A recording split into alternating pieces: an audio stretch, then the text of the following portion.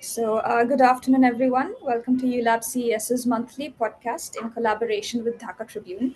I am your host, Nujhat Khan, and today we are going to talk about financial investment for students. So, we all have been there when, as students, we had tight pockets, and at such a young age with very little money, does it even make sense to think about saving and investment? So, to help you out, we have with us Mohammad Nafiz Al Tariq, the managing director of Dhaka Bank Securities Limited, who has more than 14 years of research and investment experience and will help students on how they can start their investment journey. So, Nafiz Bhai, welcome to our podcast. Thank you. ULab and Hat Tribune, for inviting me. To start, would you like to tell us more about yourself? Okay, so I'm a finance major. I have completed my graduation and post graduation from Department of Finance, University of Dhaka.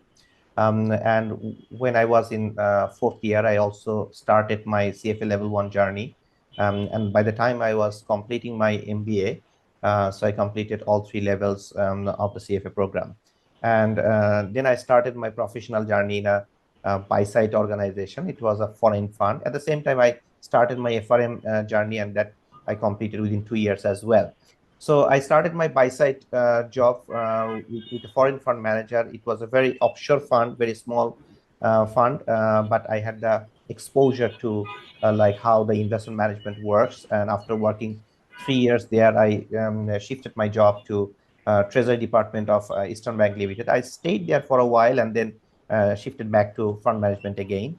And over time, I have like worked in different categories. Especially, I moved to sell side as well, and working towards like catering to the foreign investors who used to invest in Bangladesh. Nowadays, foreign investment exposure is low; it is coming back. But in those days, especially in 2016, 17, 18, there was a lot of exposure by foreign fund managers in the Bangladesh. So we were doing research work for them, and then shifted back to buy side again as a CEO and managing director at Asian Tiger Capital Partners.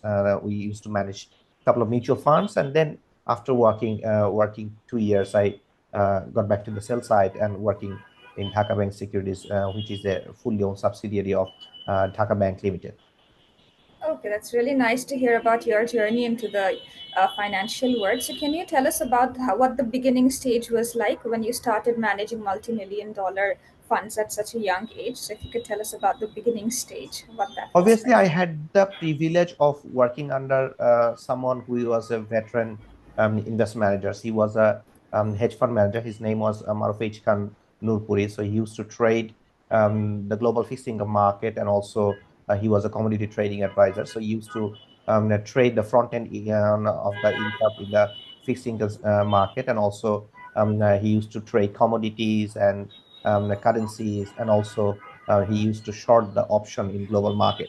So I worked under him very closely, which was a very difficult task as a fresher, but I was able to cope up, and obviously it was a great guidance for me working under him, which was unique exposure sitting in Bangladesh. So that helped me, and later on, when I worked in Asian Capital Partners, I also worked under Mr. Ifti Islam, who is a macro researcher, and also he has great exposure worldwide. So those two unique experiences I had with helped me to like manage funds in a way that the way global investors do. Oh, lovely. That's nice to hear. So if we talk about financial investment for students, so usually students are young and the thought about investing might feel a bit intimidating. So how can you simplify the concept of investment for people who are just starting?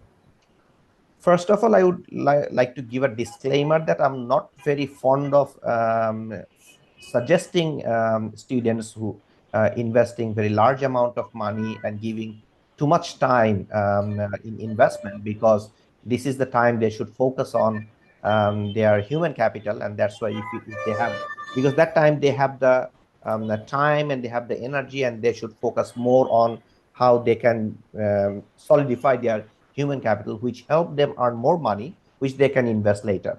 However, they can start as a journey like at students, you do not have much money. So somebody, maybe they have some freelance working, or maybe some tuition. So they save some money and they try to invest some money as a learning experience, because that's where they have the small amount of money, but they can learn by doing in practical field. So that's why I encourage students to start small, learn the save. First of all, have the savings habit, and then learn how to invest. So that is how I would encourage students. But nowadays, I can see many students are focusing too much on speculative investments, not just in stocks, but also in like cryptocurrency or FX market. In many different ways, students are being able to invest from Bangladesh, though it's not in the legal channel, but they find a way of doing it, and they are more focusing on speculative investment, and they are more susceptible to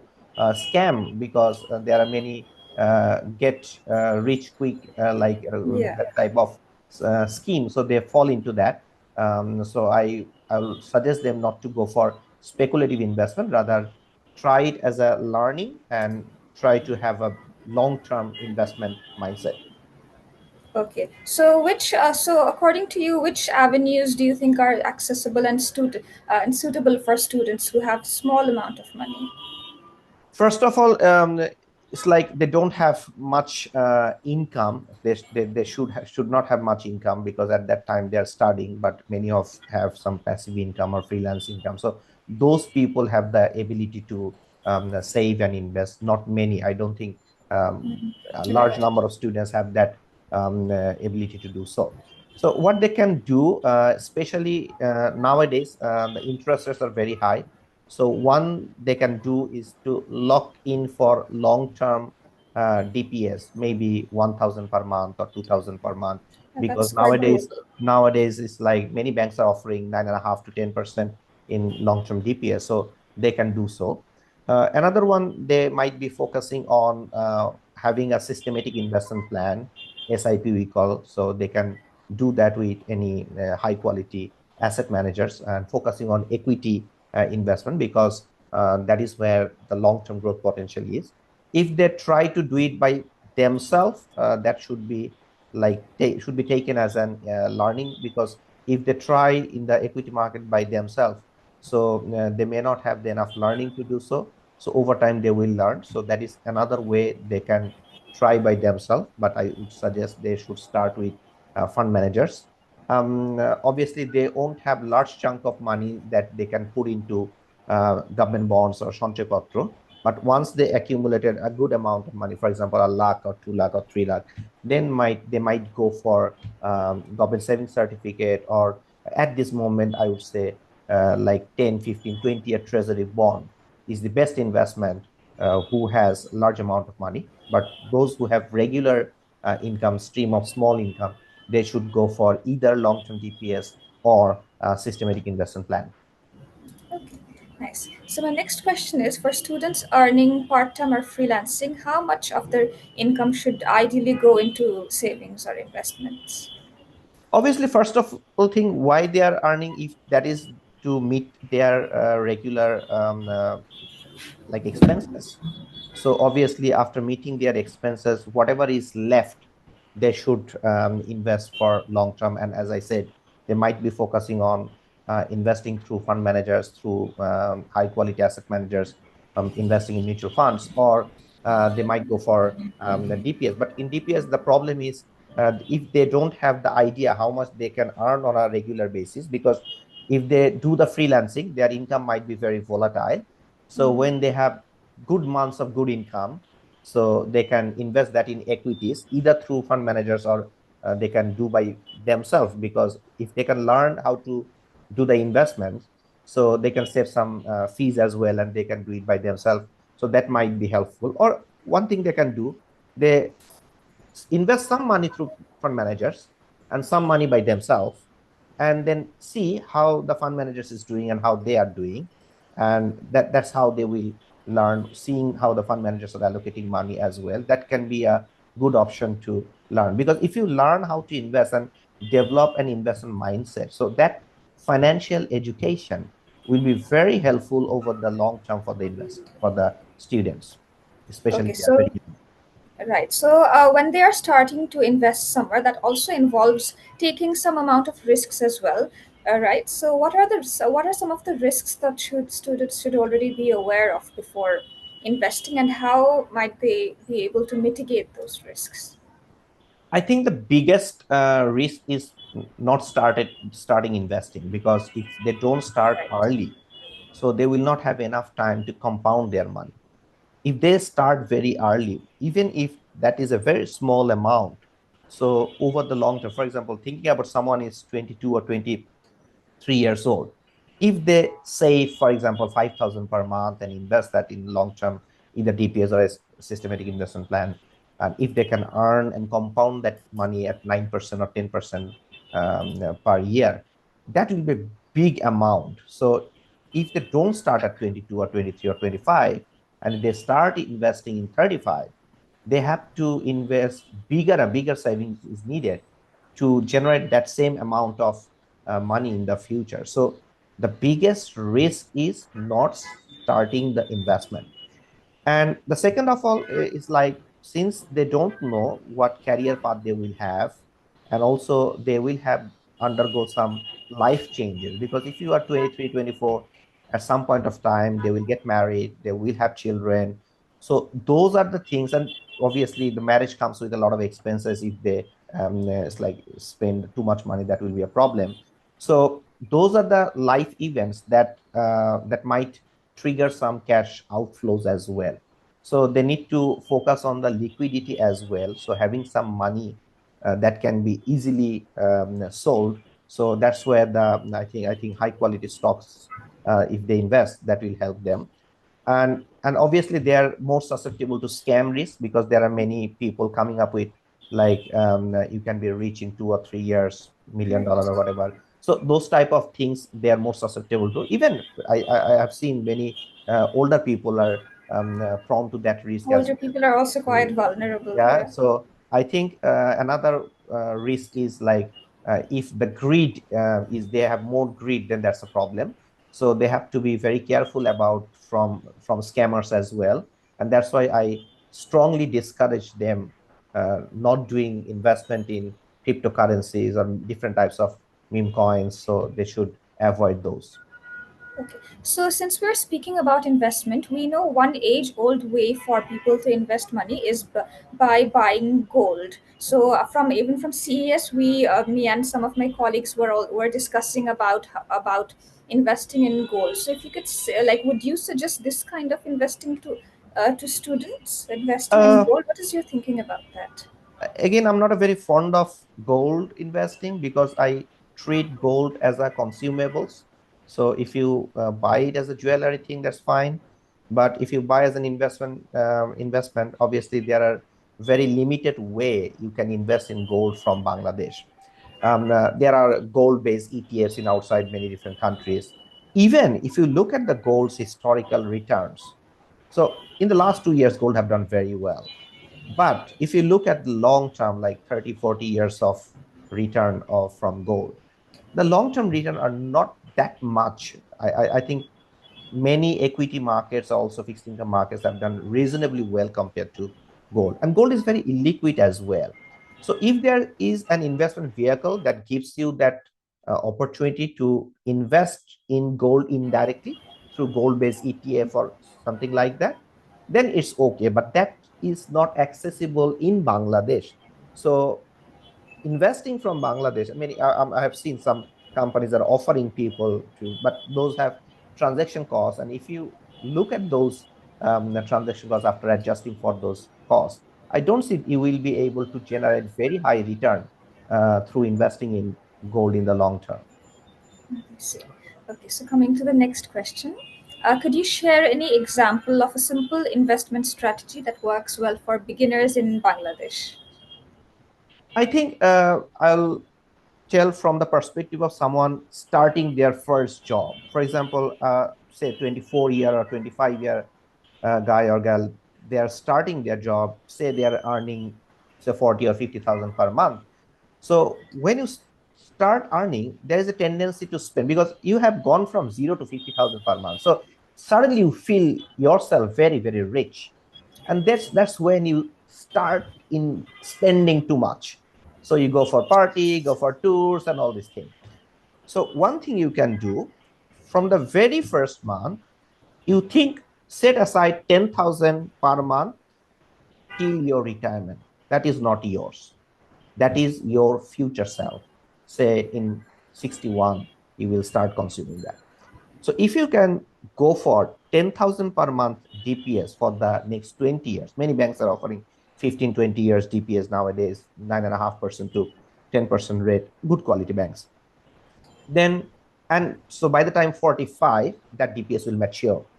And if you keep investing that 10,000 and also the matured amount till your 60, so that will be a great amount for 35 years of compounding per month, 10,000. At some point, you will feel that that 10,000 is a very tiny amount over time.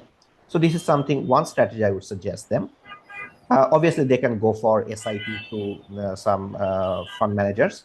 The second one I suggest them is like, once you start earning money from say 24 or 25, you decide that you save 20% from of your income, and every month your income will increase. You will get some bonuses or something like that.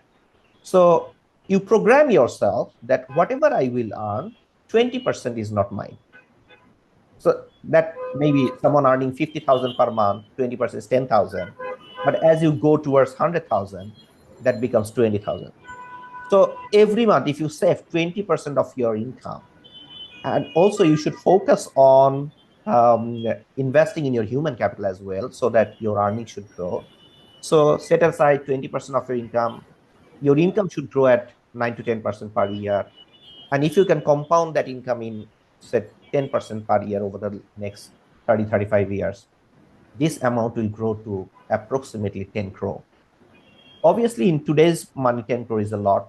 In 35 years' time, if you count the inflation, that the real amount might not be very high, but yet generating that amount of money is really, really difficult. So the best strategy is to focus on your human capital, grow your monthly income, grow your yearly income 10% every year, save 20%, and let that savings compound 10% rate over like 30, 35 years. Okay, interesting. I think since we're working at a university, I think one very hard job for us would be to convince students to save, like the most basic thing to save, because as soon as someone at a young age, as soon as they start earning money, they just want to spend it lavishly. So that is one thing, to give them a vision for the future, to make them believe that this is your future and this is how you're supposed to save for your future. This is quite a tough job. Okay. So my last question would be for you is, so what is your final piece of advice for students who want to start their investment journey today? Your final piece of advice. I think my final piece of advice is to learn the investment principles, high quality, good principles that will generate wealth over the long term. So always focus on long term, and keep your focus on your human capital so that your earnings grow, and invest for the long term. So don't be too greedy, because if you become too greedy, then you will go for leverage. And if you take loans and also invest that money through leveraged investment, maybe one down market can wipe out all of your assets. So focus on long term, earn money, focus on your human capital so that your earning potential grows, and save 20%, at least 20%, and keep that for long-term investment. And there are many high-quality, good fund managers who are there to compound your money over time at a good rate. So that will be my final piece of advice. Okay, lovely. So thank you so much for giving such practical insights about investment that our students can apply to their daily lives. On this note, we are going to wrap up today's episode. Nafis bhai, is there anything else that you would like to add at the end of the episode? Yeah, I would like to add another thing, that might not be good suggestion for students who are having regular income, or who are actually starting their job at 24 or 25, but who has good chunk of money, like maybe 5 lakh or 10 lakh amount. So at this moment, the best investment will be to invest in long-term treasury bonds, because those bonds are actually giving you more than 12% coupon. So if you have 10 lakh taka today and you lock yourself for 20 years buying 20-year government treasury bond, get 12% coupon, and reinvest that money, 12% coupon, reinvest that amount, go for a long-term DPS, 20-year DPS.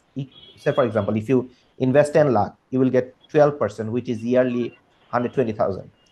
So 120,000 means monthly 10,000. So if you lock yourself for 10,000 per month for the next 20 years at the rate of, say, 9.5 to 10%.